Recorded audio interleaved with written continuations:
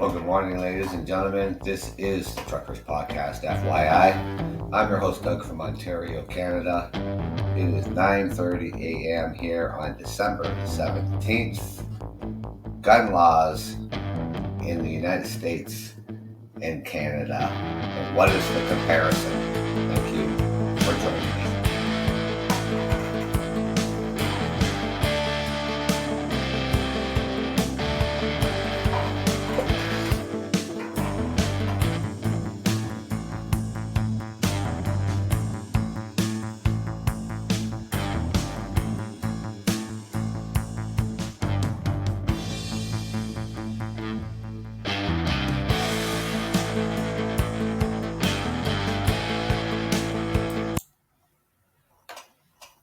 Good morning, ladies and gentlemen. This fine Saturday morning. I hope everybody has a good start to the weekend and that everybody had a really good week. So I was out here yesterday morning because I did have the day off, and I started the show around 9:30 in the morning. And of course, I get a really important phone call that I had to take. So I could not finish that show yesterday morning. So this is a redo from yesterday morning. Thank you for joining me this morning. I hope you're having a good start to your weekend. Saturday morning here, December the 17th at 9:30 a.m. Eastern Standard Time.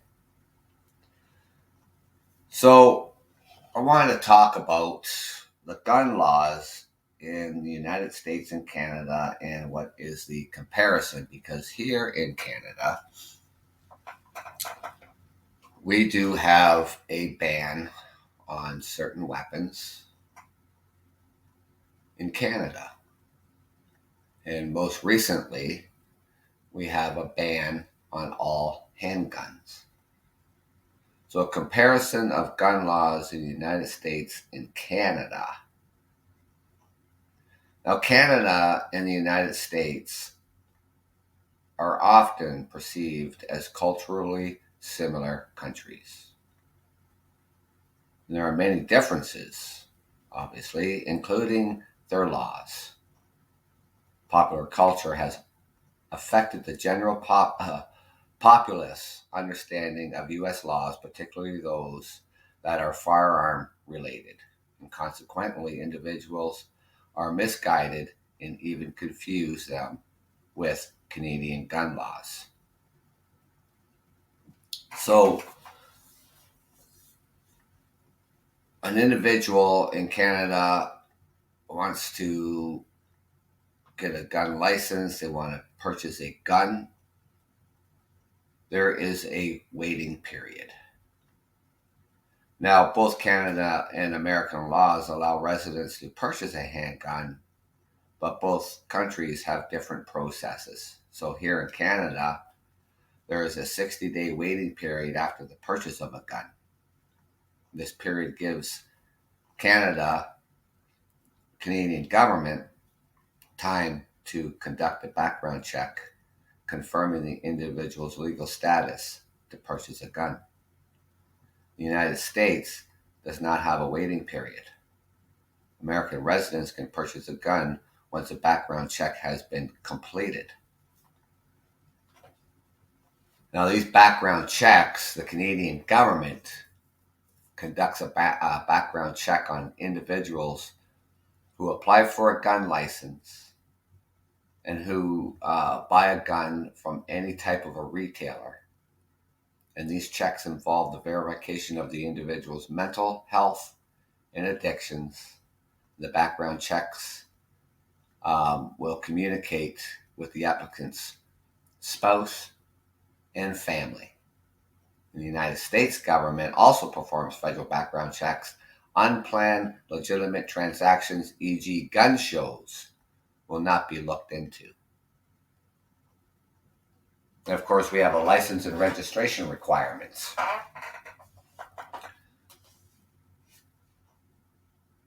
A safety course is mandatory here in Canada if a Canadian resident wants to own a gun. And they must pass both sections of the exam, which is composed of a written and a practical experience section. And the license expires 5 years after the exam. Canadian residents cannot own automatic weapons, handguns with a barrel shorter than 10.5 centimeters.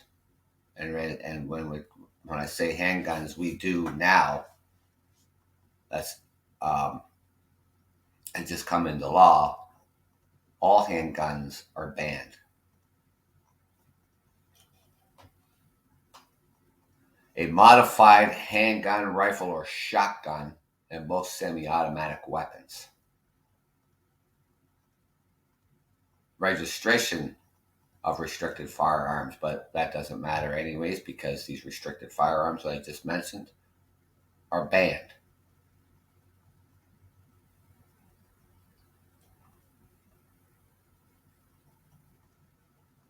Now, in the United States, they have the right to bear arms. Here in Canada, there is no fundamental right to possess firearms in Canada. In fact, it's a privilege. Just like you go get a driver's license when you're 16 years old. It's not a right to drive. It's a privilege.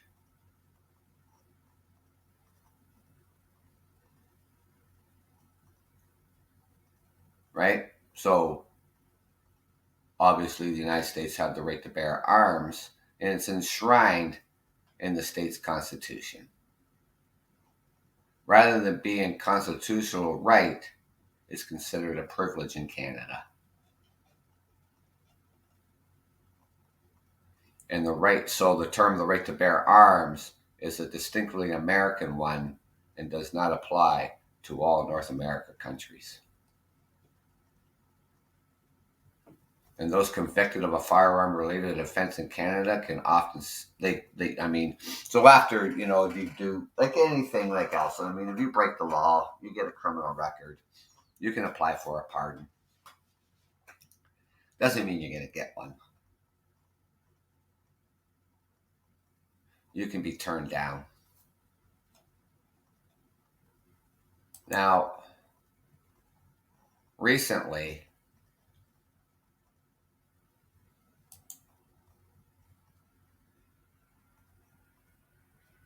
with the ban on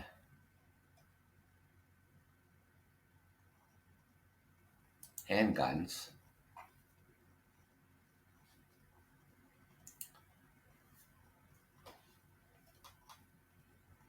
this was started back in October. So Canada's new nationwide handgun sales ban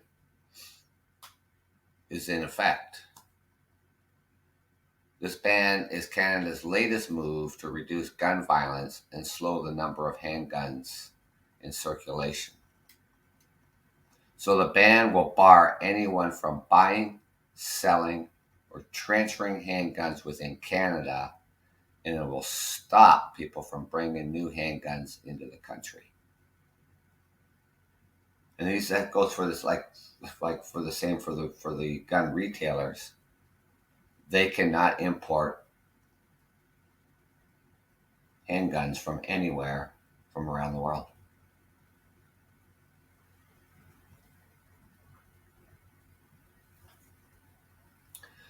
See, our government feels that, and everybody, that we have the right to feel safe in our homes and in our schools and in their places of worship. We're not perfect here in Canada when it comes to gun violence. We've had our share of gun violence in this country.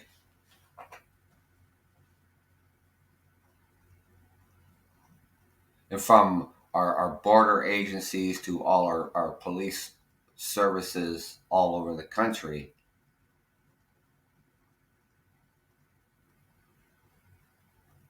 they do the best they can to remove handguns or any weapons from people, criminals, the best they can.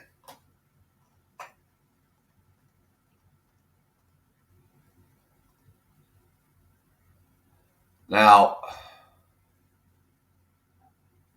the rightful, like for legal gun owners, using their firearms, for sports shooting and hunting,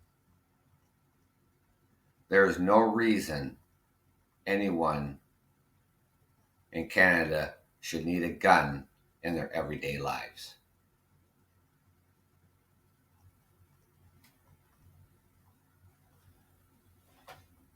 Now, what the Canadian government also wants to do, this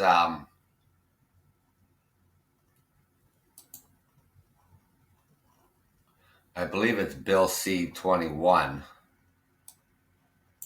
that they are. I'm sorry, it was.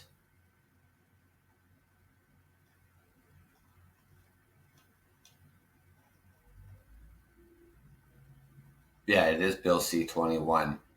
The amendments that the government wants to make to this. Good morning. Thank you for joining me this morning. Bill C-21. So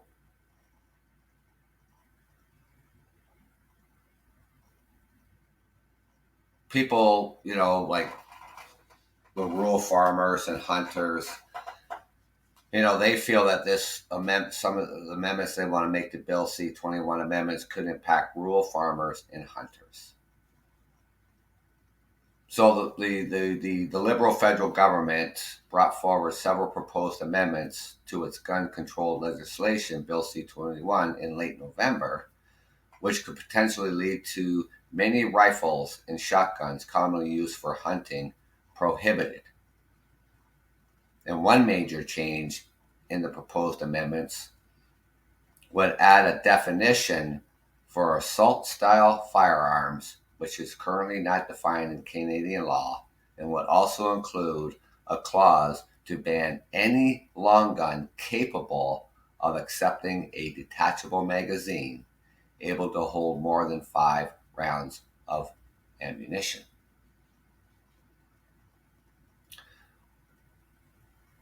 That would be an assault rifle. A shotgun for hunting, like a 12 gauge, a 22, a 410, they're not capable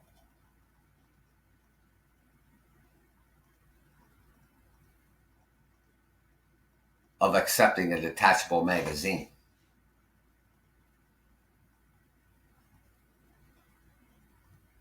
So these gun owners, I don't know what their complaint is. I don't know how they think that this is going to affect them having a rifle for hunting or sports shooting.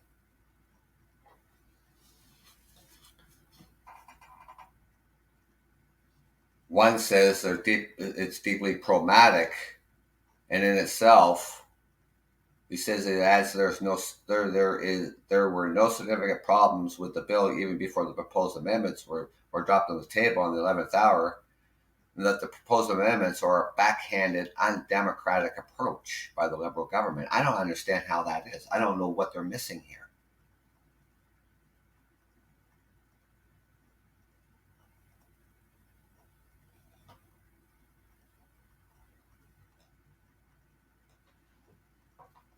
So a bunch of firearms meant for hunting and farmers to protect their property and sports shooters, these are important activities for hunters and farmers. Yeah, and they don't need a weapon that can accept a cartridge. of more than 5 bullets. So how is that problematic?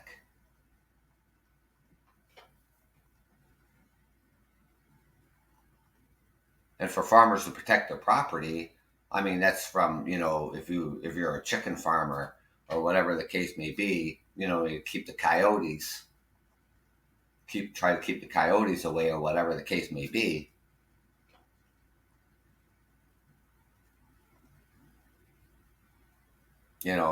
Farmers are not going to shoot somebody just because they trespassed on their property.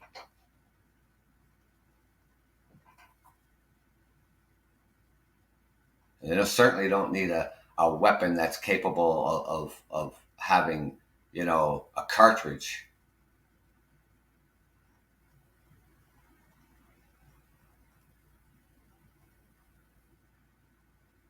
Now, this BC-20 was initially meant to ban handguns, and it was a bid to reduce violent gun crimes.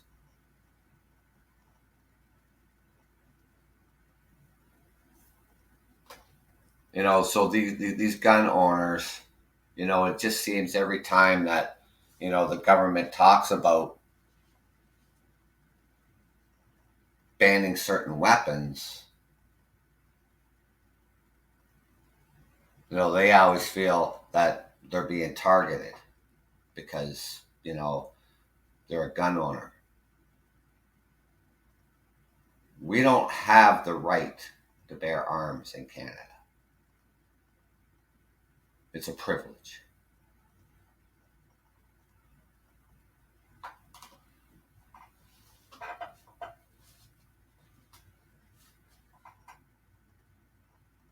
We're not the United States. We're not the Wild West.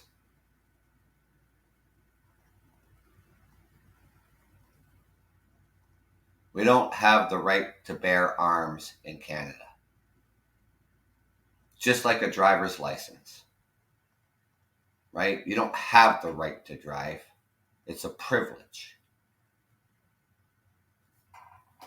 And just like our charter of rights and freedoms in this country, your charter of rights and freedoms are not absolute.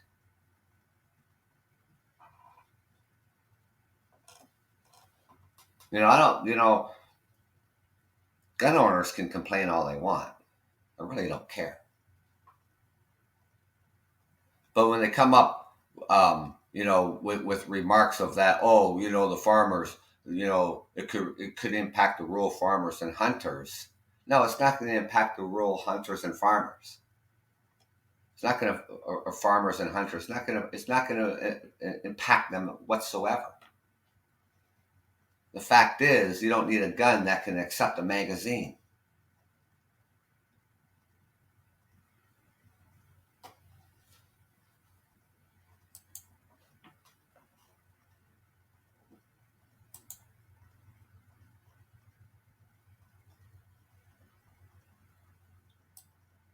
It's just absolutely just like that. It's almost, they think it's all about them and nobody else.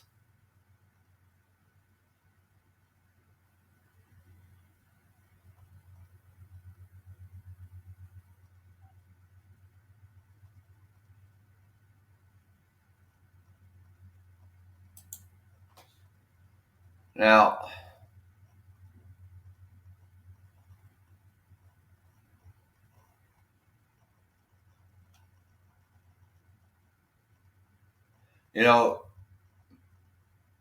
North America does have a gun problem.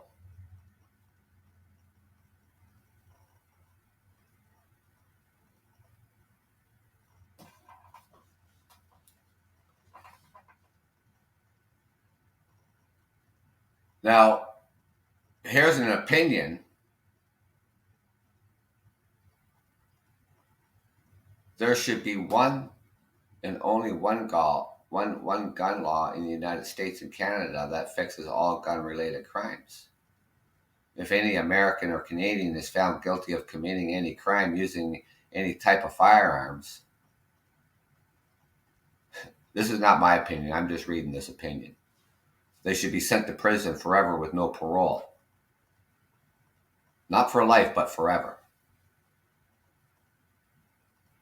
Wasting government time in the courts and arguing about what is a good law or bad law and punishing law-abiding gun owners would stop. This lone gun law, firearm-related crimes should plummet, and every American and Canadian citizen could live happily ever after. And for that matter, if crimes committed by knives increase because of the heavy-handed law, then the word knife could be substituted for the word firearm, and these perpetrators could be sent to prison forever too. That's not my opinion. I'm just reading this opinion, right? I mean, people feel that way.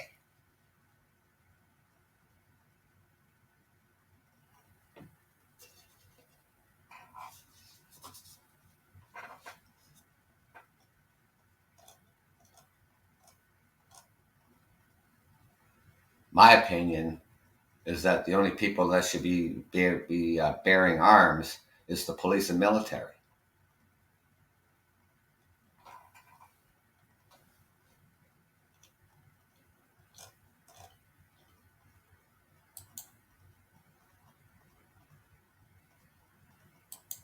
We've had our share of mass shootings here in Canada, but not comparable to the United States. Far more mass shootings in the United States than here in Canada. It almost seems every time you turn around, there's another school shooting. Somebody opened fire in a shopping mall or a Walmart.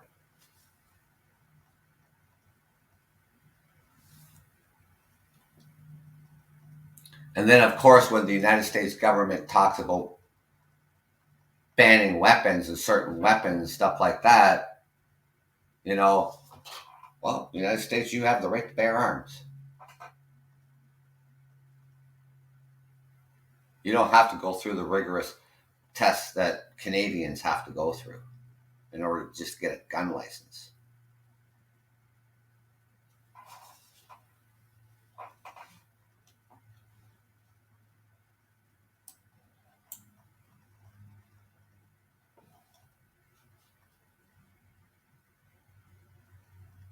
Now,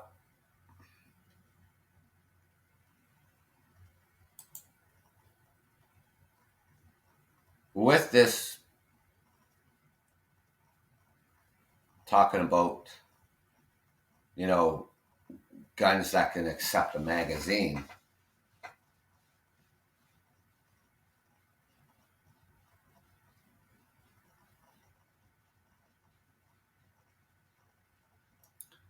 now in Alberta, with their new premier, their sovereignty act, as though they're acting or thinking that they're separate from Canada, and they're going to challenge and not follow any federal law. It's going to cause a problem for Alberta. So the Alberta government is taking over prosecutions of federal firearm charges, and even decide not to take offenders to court in its fight over Ottawa's proposed amendments to Bill C-21. These are federal laws, and that means that includes the entire country.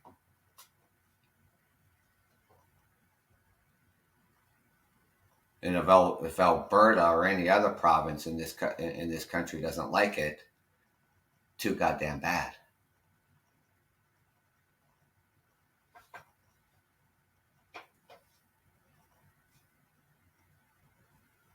Right? It's up to the Crown prosecution that would assume responsibility of prosecutions. Not the government.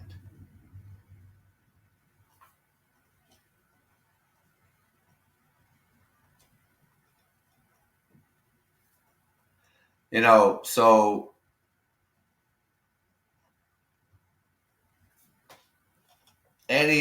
anything like this individual says he's an advisory document for Alberta prosecutor to use when deciding whether to pursue a firearm charge. And the protocol says it isn't in the public's interest to prosecute someone who isn't facing any other charges and obtain their gun legally before it became prohibited. 9 types of firearms became prohibited on that date, including the AR-15 and its variants. And again, this individual says that the ban targets hunters, farmers, and sports shooters who legally own their guns. He said the federal government is targeting Western Canadians and sowing division. That is just a bunch of crock of shit, is what that is. And that's what I say. That's what I said. Farmers, sports shooters, hunters, they feel that their backs are against the wall because the government has made amendments or wants to make amendments to Bill C-21 to ban any weapon that can accept a cartridge of more than 5 rounds of ammunition. I don't know what that part they don't understand.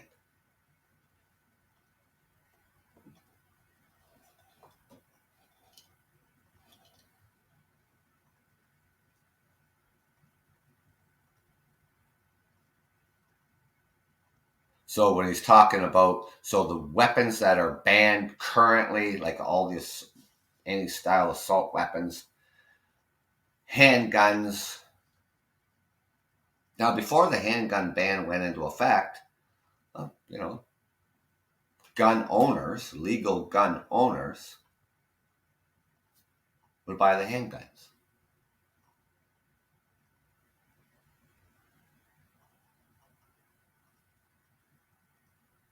Does it make any sense to put a ban on a certain weapon and say that ban comes into effect 4 weeks from now? So the legal gun owners buys those weapons and then the ban goes into effect. Wouldn't you think they would have it effective immediately?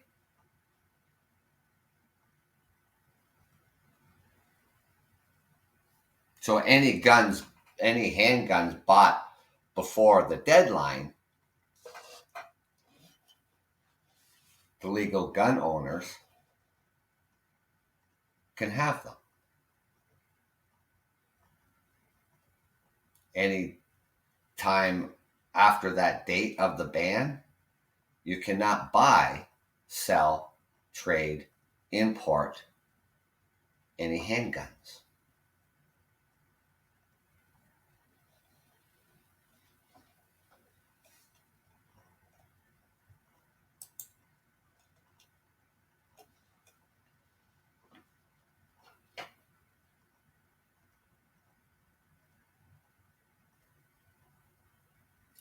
Now, when they're so this federal justice minister, so he had received this individual's uncharacteristically short letter, and he said, "You need more time to understand what Alberta is trying to do. What Alberta is trying to do is not follow federal law."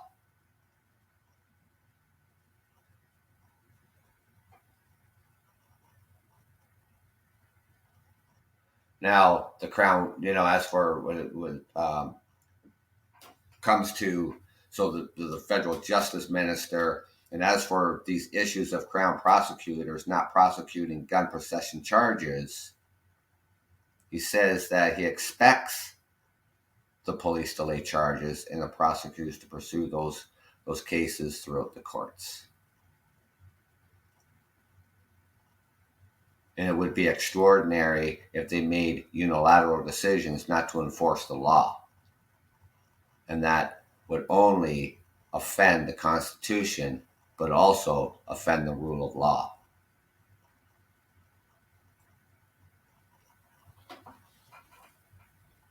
With this sovereignty, I don't know, Alberta, I mean, they just, with their new premier they have right now, putting in some sort of this sovereignty act that they'll challenge any federal law that they seem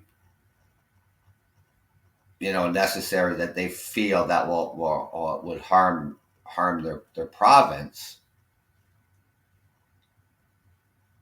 It's going to be quite interesting, and especially when one person is saying that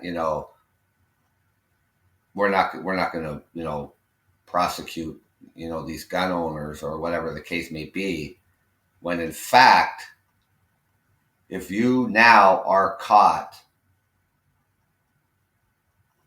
with a weapon that is capable of accepting a magazine, it is not legal. You can be charged, whether you're a legal gun owner or not. Assault style weapons are banned here in Canada. So are handguns.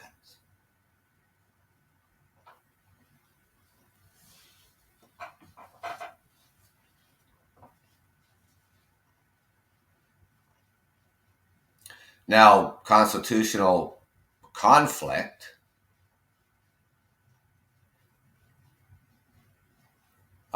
This individual says provinces have declined to prosecute federal laws before. Quebec declining to prosecute abortion cases in the 1970s, 1980s, and that is so irrelevant, it isn't funny. And in most cases, well-known examples, right? So we're not talking about what Quebec, for Quebec declining to prosecute abortion cases in 1970, that is so irrelevant. It's an example of what they're using, but it's just so irrelevant to when it comes to weapons or when it comes to choice.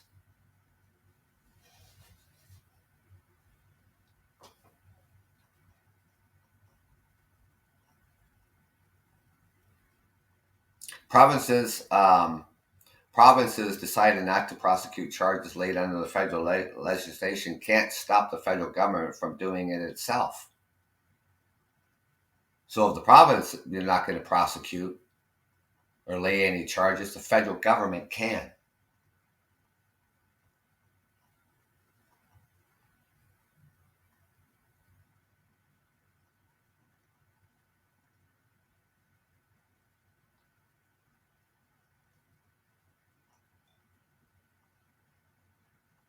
Now, he's saying here that certainly the provinces can decline to enforce federal laws, but there's a limit on how far they can go, and they can't prevent the federal government from doing that work.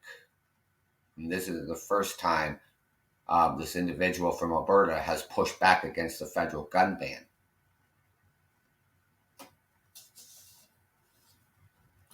In September, this individual said Alberta would not allow RCMP officers assigned to local policing to participate in the gun confiscation program. And the federal government is allowing owners of prohibited firearms to turn them in without any penalty by October the 30th, 2023. And this individual thinks that the federal government will extend the amnesty period because they don't have the resources to confiscate hundreds of thousands of guns. Well, you just turn them in yourself. Don't have to worry about it.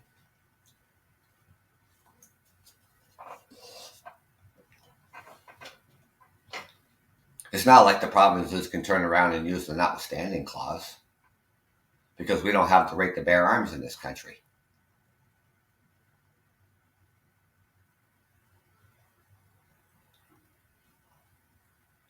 So, like I say, the provinces can decline to enforce the federal laws, but there is a limit on how far they can go. And they can't prevent the federal government from doing that work.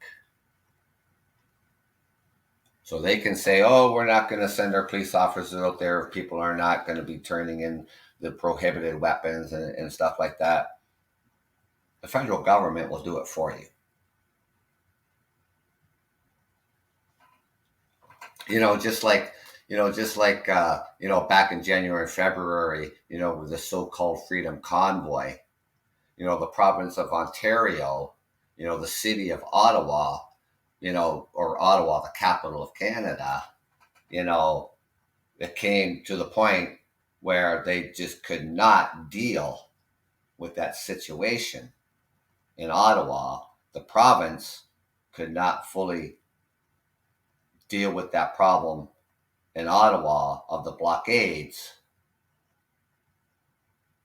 So the only resource that was left was to invoke the Federal Emergency Act. And what the Ottawa Police Services couldn't do, the federal government did, and they did it within a matter of days.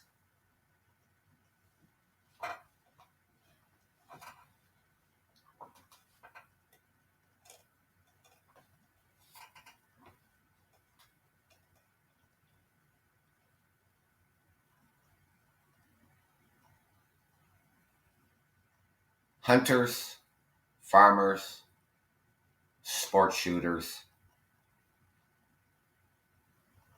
they all, have that privilege, right? They don't have the right. They have that privilege of owning a gun for hunting, for sport shooting,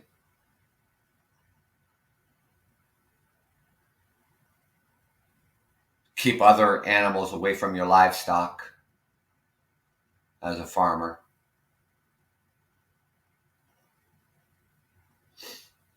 The also gun laws in this country is storage of your firearm. That all ammunition to be locked up.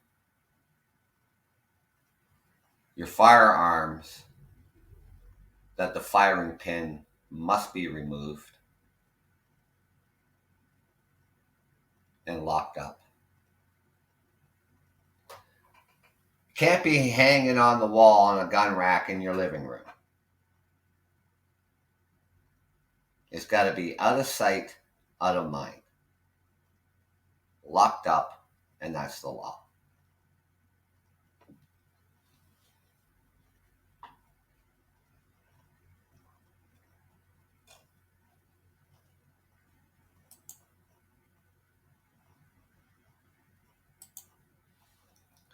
It's not a trophy.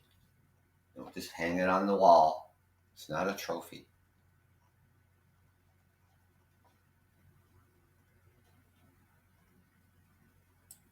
So when I was a kid, my dad used to hunt. I'm going like way back early 70s. My dad used to hunt. My mom didn't like the fact that, we had guns in the house. But he eventually, did get rid of them. And that, so, but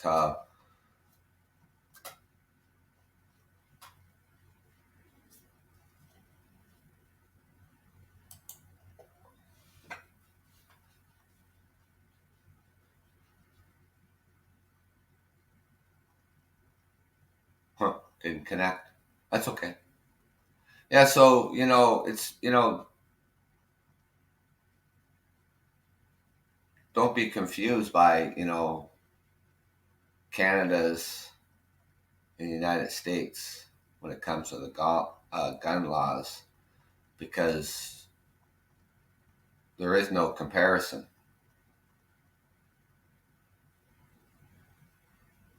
We have tough gun laws in this country. not so much in the United States. Especially when you have the right to bear arms. Try to ban certain weapons in the United States, well, you're just going to have a freaking uproar.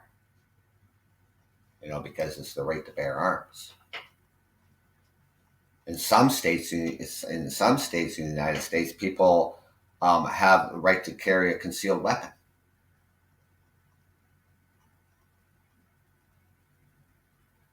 on their person.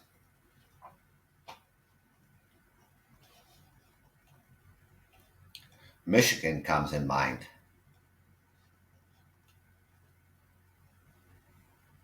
Here in Canada, you would never be allowed to carry a concealed weapon.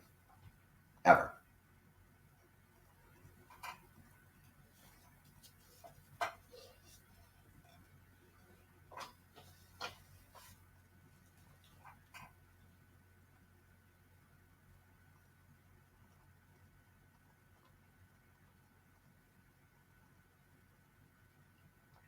Now, with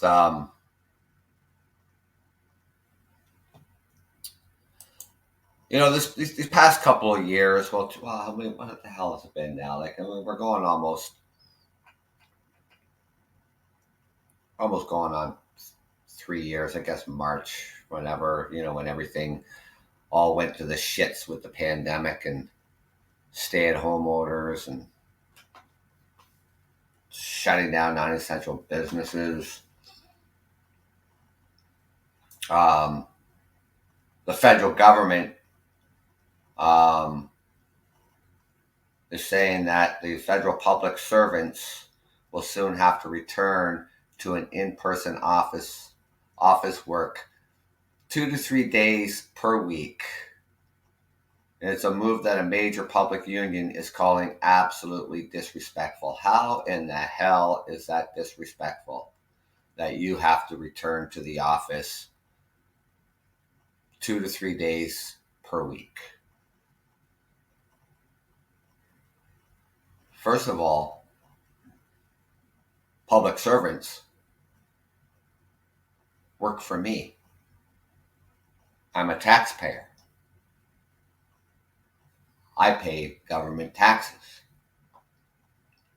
I expect services.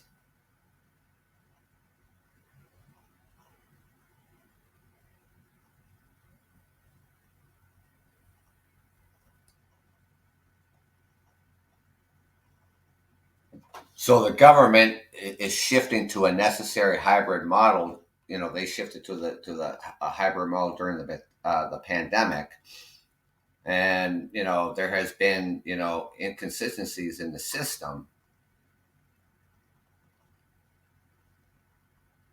Now, so the employees across all departments and the core public servants will be subject to a phased introduction of the return to office plan starting January the 16th.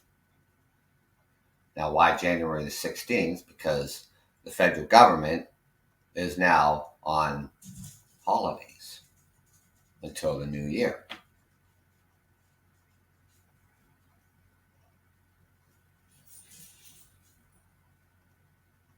So the plan would be fully implemented by the end of March 2023 and would see employees spending 40 to 60% of their time in the office. Now, pre-pandemic, they were in the office every single day, Monday to Friday.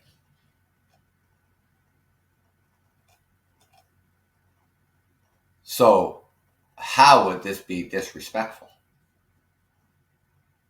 Of having federal employees return to the office 40 to 60% of the time. They're in the office Monday to Friday, 8:30 to 4:30.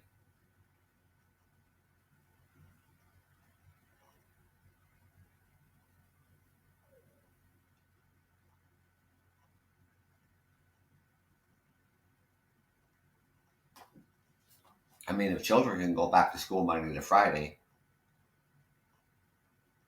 so can our public service workers can go back to the office Monday to Friday. I work Monday to Friday, and I have all my life.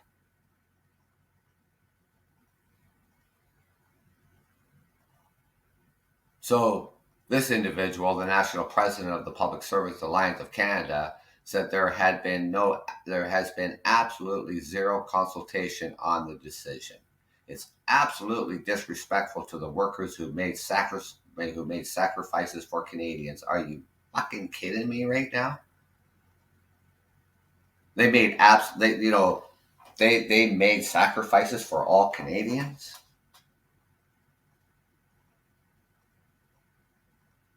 What goddamn sacrifices did they make?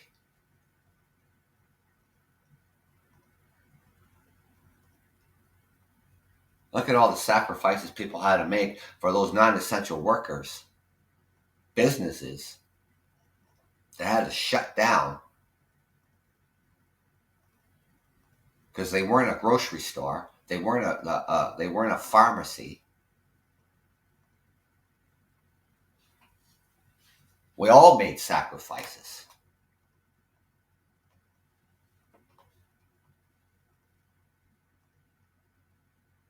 Sometimes, ladies and gentlemen, I don't necessarily, support unions. Every time their contracts come up, it's, obviously wages, job protection, benefits. In this day and age, there's no such thing as job security. Whether you're in a union or not, if that business decides to shut down or close, you're out of a job. And there's no union on this planet that's going to protect you. You'll get your severance pay, you'll get your retirement package, and you're out the door.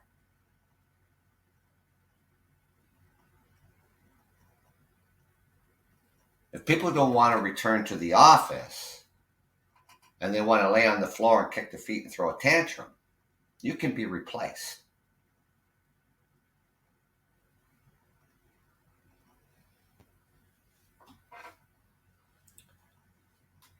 And that it's absolutely disrespectful to the workers who have made sacrifices for Canadians, that this guy can just kiss my ass.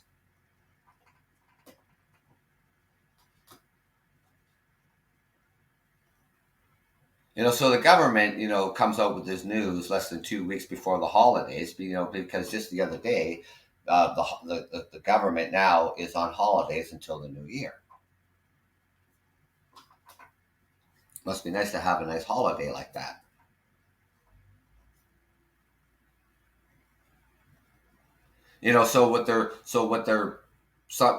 One of the complaints here is that, so this news coming less than 2 weeks before the holidays, he says that many parents have been put in a tough position and will be scrambling to find alternate care for their children come January.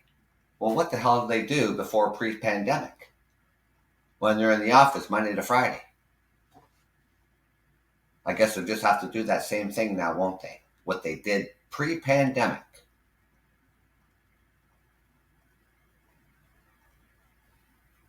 We all made sacrifices, when everything had to shut down, all the non-essential business, all these people who had children, they had to make, to go back to work, they had to make all these alternate changes in order to have people to look after their children, or if they're not school age yet. They all made those changes.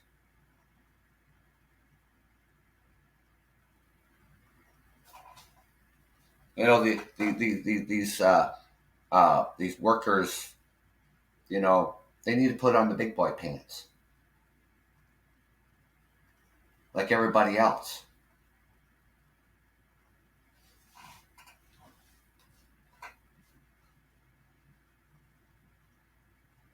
So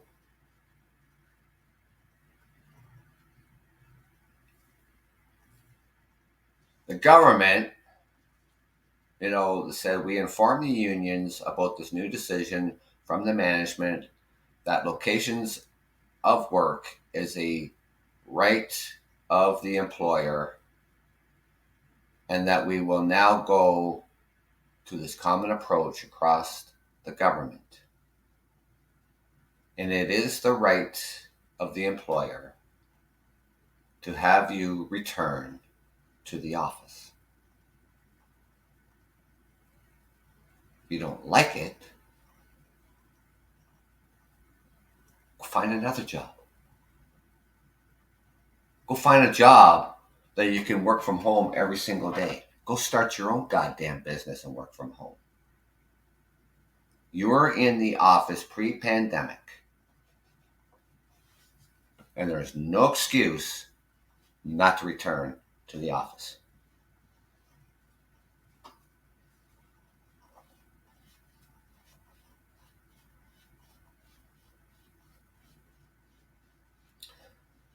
Well, this other individual, president of the Professional Institute of the Public Service of Canada, she said she is concerned about whether government workplaces can accommodate a return to the office en masse.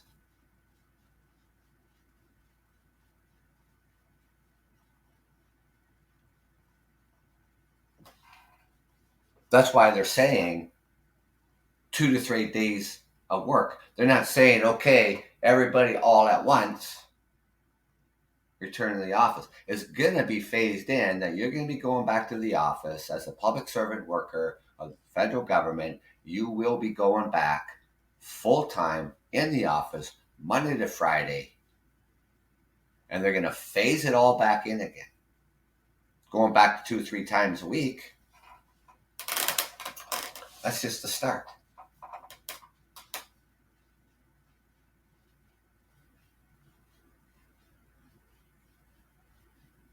Now, it says down here, it says, several possible exceptions to the hybrid model, including for people who were hired to work remotely prior to March 6, 2020. Indigenous employees whose location is critical to their identity and workers who are already subject to different arrangements that pre-existed COVID-19. So meaning these people, if they were hired, remotely, prior to March 16th, well, they've always worked remotely then. It doesn't include them.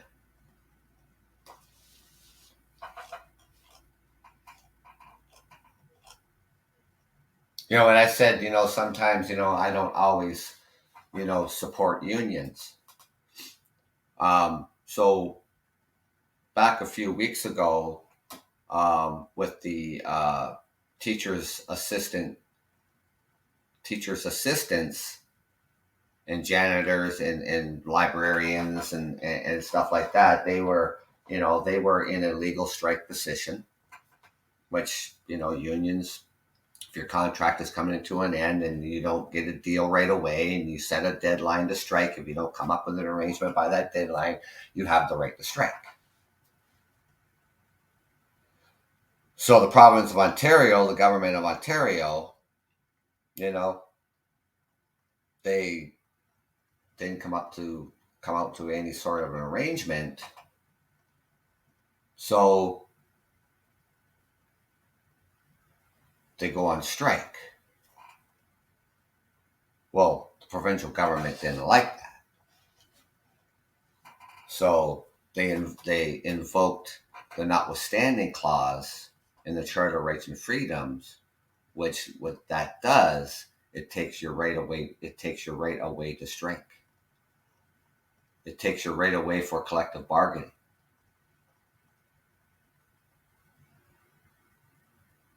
The government imposes a contract upon you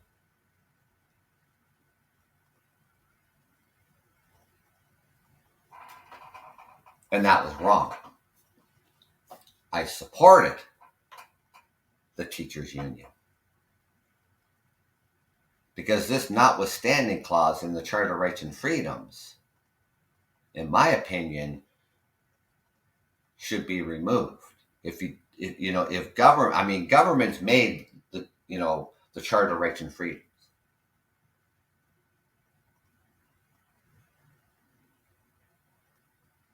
And if you know, so all the provinces and territories said, well, we want a notwithstanding clause, just in case there's something in the Charter of Rights and Freedoms that we feel that necessary to change. It would take that right away from somebody.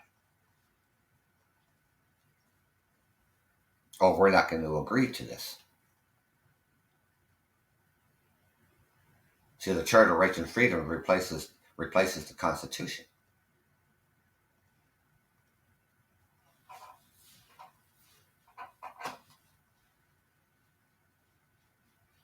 I supported the teachers union because what the government did.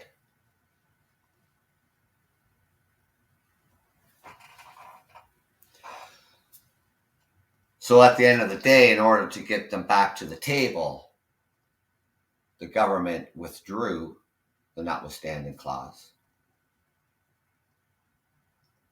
And they got back to the table. Kids got back into the classroom. They hammered out a deal.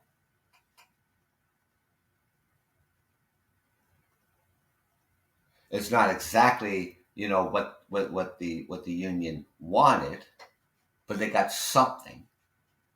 You have 55,000 support workers for teachers. They originally wanted $3.25 per hour every year for 4 years for 55,000 workers.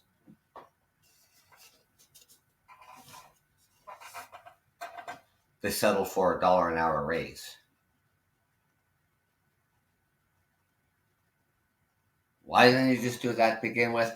I don't know. It would have saved a lot of headaches. The provincial government wouldn't have, invoked the notwithstanding clause.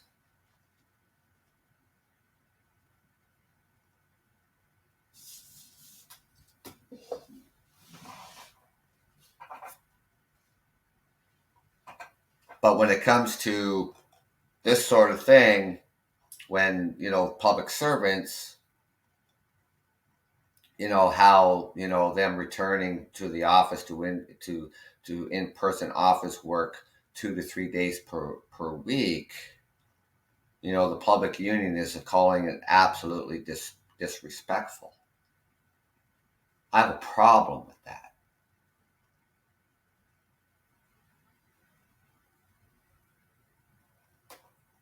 Like I said, if you don't like it, and if these are federal public servants, if they don't like it, then go get another goddamn job. And the unions don't like it. Kiss my ass. Everybody made sacrifices. Everybody makes sacrifices every single day.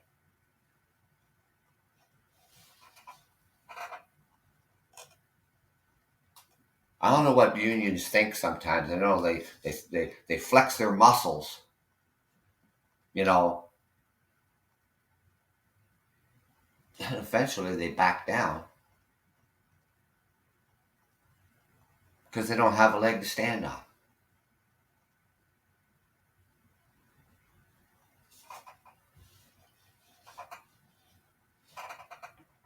So they can flex their muscles all they want. This is going to take place starting in the new year, that they will be returning 2 to 3 days per week. I don't know, get your grandmother to watch your kids. Get your parents to watch your kids. These public servant workers make enough money they can afford daycare and babysitters every single day. And they can make those arrangements, and they have plenty of time to do it because this is only the 17th of December. And they're not talking until at least the 16th of January, when the government gets back to work. They have plenty of time to make arrangements. We make arrangements for a lot of different things in our lives because we have something to do and we need to get a babysitter. We need someone to watch our kids. We make arrangements. We make do. I mean, are the federal public servants so hard done by? Oh, geez, I got to return to the office again. Oh, damn. I like sitting around my house in my pajamas and working. I don't want to have to get my clothes on in the morning, jump in my car, and go to the office 2 to 3 days a week. That'd just be too much.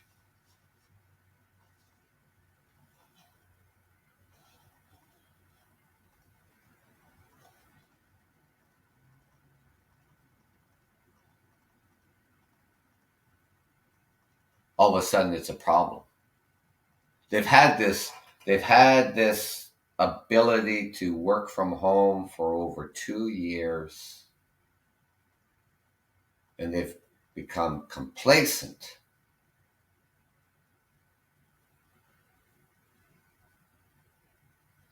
And now that the federal government says that the federal public services will now have to start returning to the office, now all of a sudden that's a problem.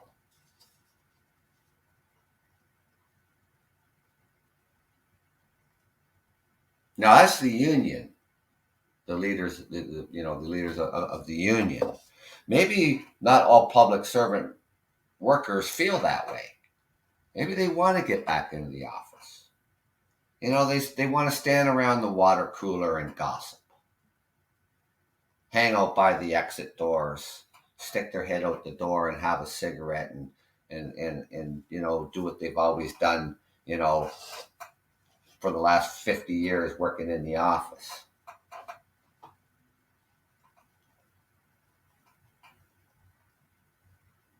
Wouldn't you just get tired of being in your house day in, day out, working from home? Wouldn't you want to just get out? You want to get out into the world. You want to get back into that office. You want to see your coworkers again.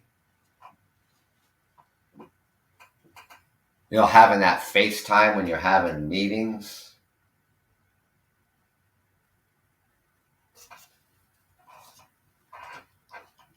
You're a public servant. That's your job. Your place of work is an office. Not lounging around on your sofa in your PJs working.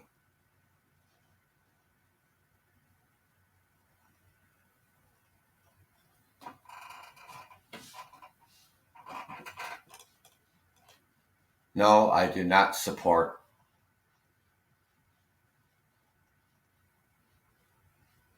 unions to a degree.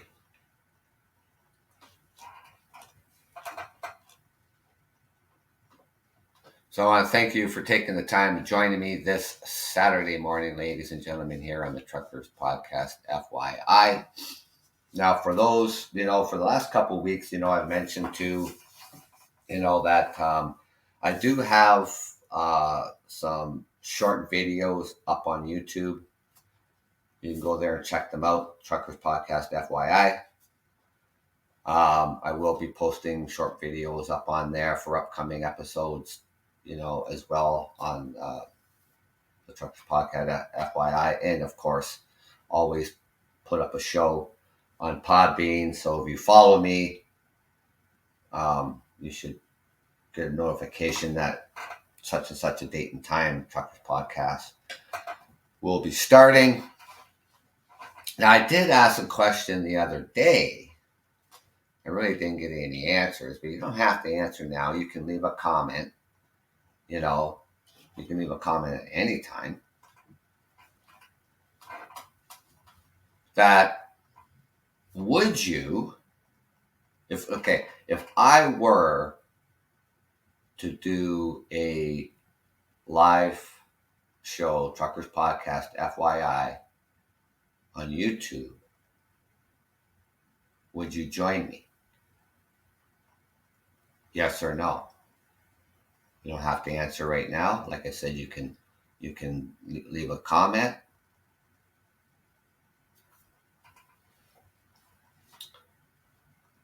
I've been contemplating it. I've been thinking about it.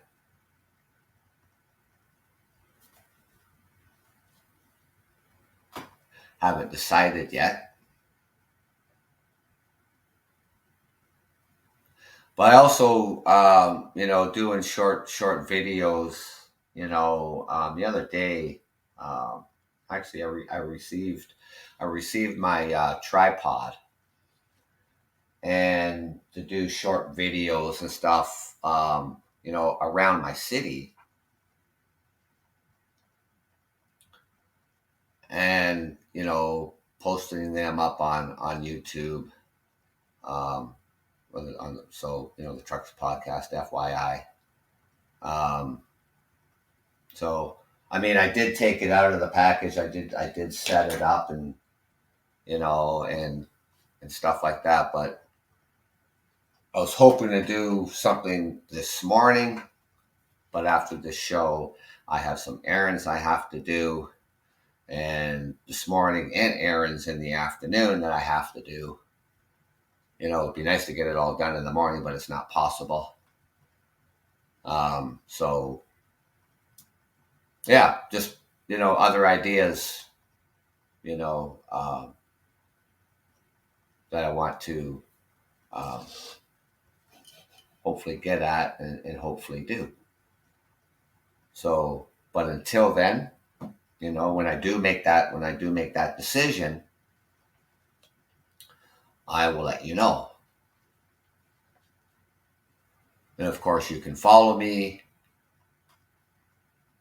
You can like, share, comment. So enjoy the rest of your day, ladies and gentlemen.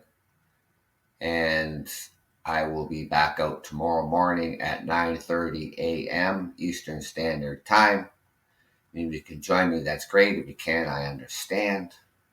But until then, enjoy your weekend, ladies and gentlemen.